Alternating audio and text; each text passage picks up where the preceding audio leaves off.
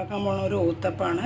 അതും ബീട്രൂട്ടിൻ്റെ ഊത്തപ്പമാണ്. ബീട്രൂട്ടിൻ്റെ ഊത്തപ്പത്തിന് മാവ്, ദോശമാവ്, കുറച്ച് കായപ്പൊടി ഇട്ട് കഴിഞ്ഞാൽ നല്ല ടേസ്റ്റാണ്. പിന്നെ ഒരു ബീട്രൂട്ട്, പിന്നെ ഒരു ഒണിയന്, ഒരു ടൊമാറ്റോ, 2 പച്ചമുളക്. അങ്ങനെയുള്ള ഉള്ളി വഴറ്റാനും വേണ്ടി ഞാൻ ചട്ടി ഇതാ ഗ്യാസിൽ വെച്ചിരിക്കുന്നത്. പിന്നെ ബീട്രൂട്ട് ജ്യൂസ് എടുത്തിട്ട് ഇതവിടെ വെച്ചിരിക്കുന്നത്. പിന്നെ ഓണിയന്, അതായത് ഉള്ളിയും പച്ചമുളകും കൂടി ചെറുതായിട്ട് അരിഞ്ഞിട്ട് വെച്ചിരിക്കുന്നത്. തക്കാളി അരിഞ്ഞ് വെച്ചിരിക്കുന്നത്. കായപ്പൊടി ഇവിടെ ഇരിക്കുന്നുണ്ട്. നമുക്കത് ഉള്ളി നന്നായിട്ടൊന്ന് വഴറ്റിയതിന് ശേഷം ആ മാവിലേക്ക് ഇട്ടിട്ട് ദോശ ഉണ്ടാക്കാം. ഉള്ളി വഴറ്റാനും വേണ്ടിയിട്ട് ഞാനൊരു പാൻ അടുപ്പിൽ വെച്ചിരിക്കുന്നത്. പാന് നന്നായി ചൂടായി കഴിഞ്ഞാൽ നമ്മൾ അതിലേക്ക് കോക്കനട്ട് ഓയിൽ ഒഴിച്ചു കൊടുക്കുക.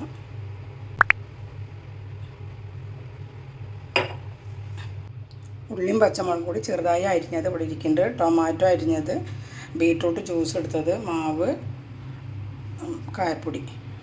നമ്മളിനി വെളിച്ചെണ്ണ ചൂടായിട്ട് വരുമ്പോൾ പാനിലേക്ക് നമ്മൾ ഉള്ളിയും പച്ചമുളകും കൂടി അരിഞ്ഞത് ഇട്ട് കൊടുക്കുക.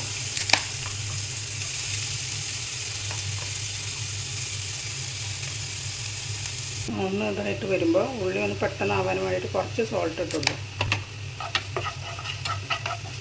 നല്ല ഉള്ളി ഇതാവണ്ട കേട്ടോ, ഒന്ന് ഇതായാൽ മതി, ഊത്തപ്പത്തിലേക്കുള്ളതല്ലേ.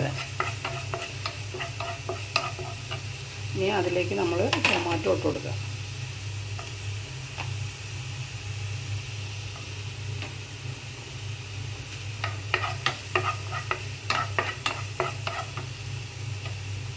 കുറച്ച് കായപ്പൊടി. ആ മാവിലേക്ക് നമ്മൾ ഇട്ട് കൊടുക്കുക.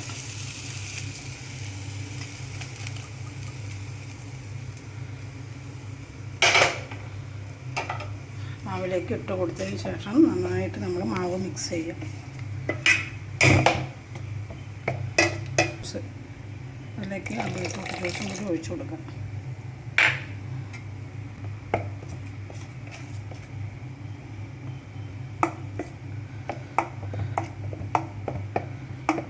ഇനി നമുക്ക് ഊത്തപ്പം ഉണ്ടാക്കാം. ചട്ടി ഒന്ന് ചൂടായിട്ട് വരുമ്പോൾ ഊത്തപ്പത്തിൻ്റെ മാവ് കണ്ട ലൈറ്റ് പിങ്ക് കളറ്,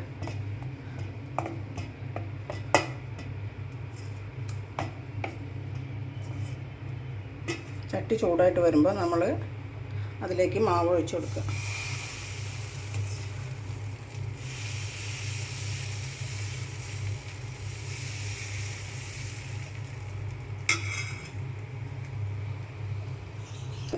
ഒന്ന് മൊരിയാനും വേണ്ടിയിട്ട് നമ്മൾ നെയ്യ്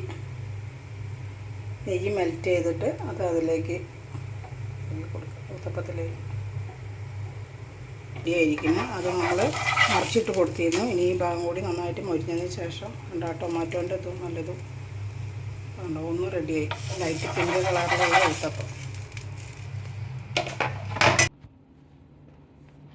ബീട്രൂട്ട് ഊത്തപ്പം, ചായ, അതിലേക്ക് വൈറ്റ് ചട്നി.